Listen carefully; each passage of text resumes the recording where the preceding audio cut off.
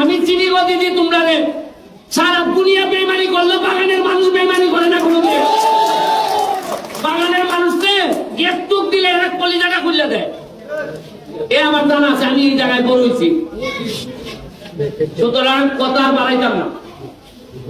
এই যে বেঞ্চির লেগে, তোমার বেঞ্চির লেগে আমি তোমার নগদ 50,000 টাকা বরাদ্দ করলাম, এই বেঞ্চি দিবা খালি।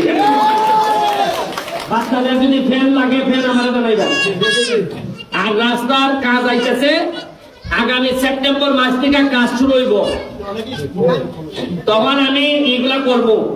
তারপর তোমরা একটা ব্রিজ লাগে, ওই পূর্ব সানমন্দির হয় এখানে একটা ব্রিজ হইলে একটু বানাইতে পারবে।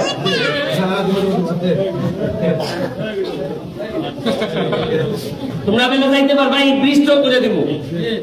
আমি যদি একটা কথা বলছি যে আমি নিজের টাকা বানাইতাম না, তাহলে তোমরা দিতে অসুবিধা। আমি বলছি আমার রক্তের মধ্যে যেন কোনো হারাম না ঢুকে, মানুষের হকের টাকা যেন আমার রক্তের মধ্যে না ঢুকে। আমি আমার ছেলে মেয়ে যদি আপনার ছেলে মেয়ের টাকা হক নাই খায়, আমার ছেলে মেয়ে মানুষই তোলা দিবি।